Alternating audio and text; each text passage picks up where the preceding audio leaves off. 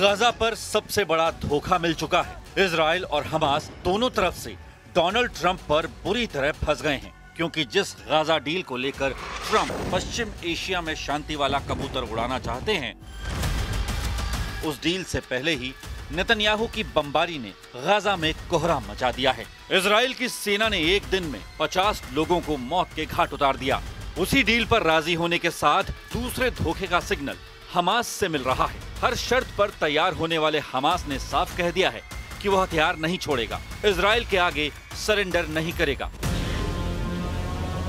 अब Donald Trump की Netanyahu और हमास दोनों से क्या उम्मीदें हैं, इसे उनकी सोशल मीडिया पोस्ट के जरिए समझिए। डोनाल्ड ट्रंप ने कहा है, जैसे ही हमास पुष्टि कर देगा, युद्ध विराम तत्काल प्रभाव से लागू हो जाएगा।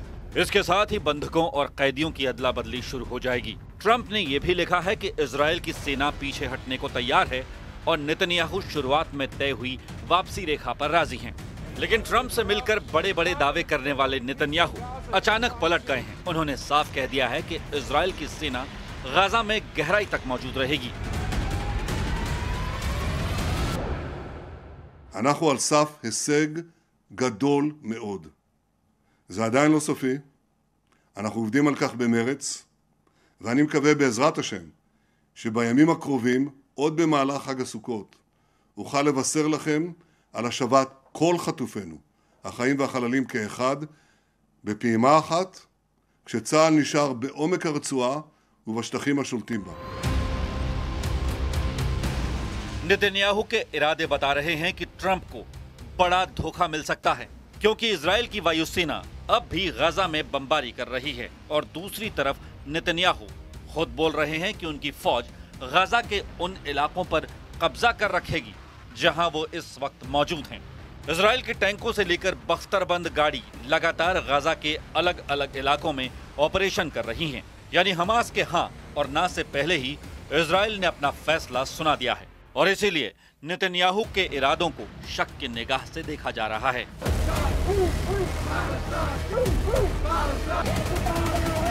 फिलिस्तीन को यूरोप का जैसा समर्थन मिला है, उसने इजराइल को चौंका दिया है। यह आइलैंड की राजधानी डबलिन है। गाजा में 66,000 लोगों की मौत, जिनमें 1/3 बच्चे थे। डबलिन के लोग बता रहे हैं कि वो लाशें सिर्फ आंकड़ा नहीं थी।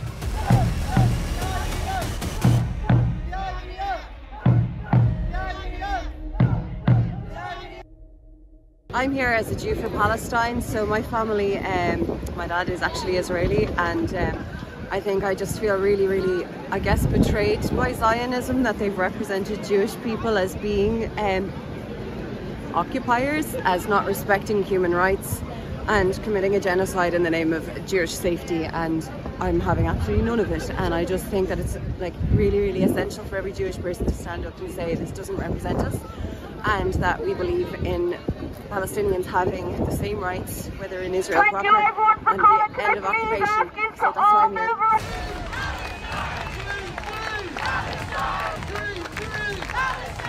लंदन में ट्रैफलगर स्क्वायर पर प्रदर्शन में हजारों लोग जुटे और फिलिस्तीन के समर्थन में नारेबाजी करने लगे।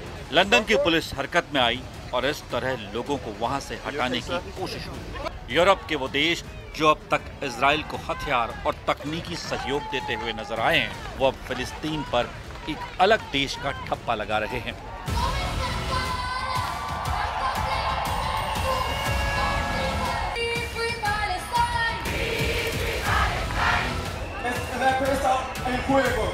स्पेन में फिलिस्तीन का समर्थन देखिए।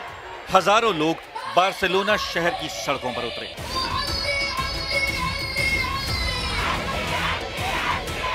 ये 50,000 से ज्यादा लोग हैं जो गाजा में हो रही बमबारी के खिलाफ प्रदर्शन कर रहे हैं। यहाँ फिलिस्तीन का एक बड़ा झंडा लेकर लोग पहुंचे। ऐसे ही प्रदर्शन यूरोप के कई शहरों में लगातार हो रहे हैं।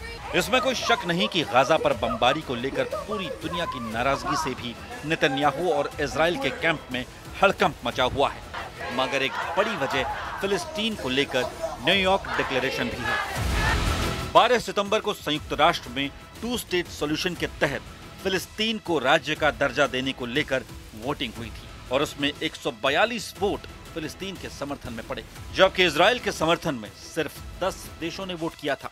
इन 10 देशों में मुख्य तौर पर अमेरिका, अर्जेंटीना और हंगरी शामिल थे, जबकि फिलिस्तीन को रूस, चीन, भारत समेत यूरोप और बाकी दुनिया का समर्थन मिला है। संयुक्त राष्ट्र महासभा में इजराइल को मिले इस झटके पर अमेरिका की तरफ से क्या कहा गया, वो भी देखिए। The declaration engages in disturbing moral equivalence and fails to recognize the reality that Hamas's terrorism on October 7th was the reason this war was necessary, and its refusal to free the hostages and lay down its arms is the reason this war continues. The version of the declaration being voted on today even continues to contain language endorsing the so-called right of return, which would mean the demographic death of Israel as a Jewish state. For these reasons, the United States urges delegations to join us in voting against the resolution. फिलिस्तीन को एक अलग देश का दर्जा देने की मांग एक ऐसा मुद्दा है जिसे नेतन्याहू कभी मानने को तैयार नहीं। यही वजह है कि संयुक्त राष्ट्र में मिले झटके ने इजराइल को एक बार फिर डोनाल्ड ट्रंप की चौखट पर पहुंचा दिया और वहां से निकली गाजा डील के बावजूद नेतन्याहू लगातार गाजा पर बमबारी कर रहे हैं। नेतन्याहू का एजेंडा दूसरा है, वो गाजा पर 100% कब्जा करना चाहते हैं। וכוחות צה"ל ייפרסו מחדש באופן שצה"ל ימשיך להחזיק בכל השטחים השולטים בעומק הרצועה. אני שומע שיש כאלה שאומרים היום שהחמאס היה מוכן כבר לפני שנה או אפילו לפני שנתיים לשחרר את כל חטופינו מבלי שניסוג נסיגה מלאה מהרצועה. इसमें कोई शक नहीं कि ट्रंप जानते हैं कि नेतन्याहू अपने घर में बहुत ज्यादा दबाव में हैं। तेल अवीव से लेकर इजराइल के हर शहर में लोग जमा होकर सिर्फ 2 मांगों पर अड़े हुए हैं, युद्ध बंद करो, बंधकों को वापस लाओ। और इजराइल की पब्लिक ये भी कह रही है कि नेतन्याहू पर उनको यकीन नहीं, क्योंकि अब तक युद्ध विराम को लेकर जितनी भी डील की कोशिश हुई है उसे नाकाम करने के लिए नेतन्याहू ने कोई कसर नहीं छोड़ी। We know that President Trump has been pushing it. Unfortunately, knowing our Prime Minister Netanyahu, we are very worried that he will find a way to sabotage, like he did in the past 2 years.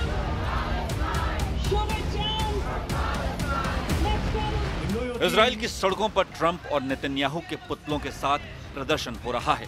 ये तस्वीरें ऐसी हैं जो white house में भी देखी जा रही होंगी। डोनाल्ड ट्रंप भी जानते हैं कि इजराइल की पब्लिक अब युद्ध का समर्थन नहीं कर रही।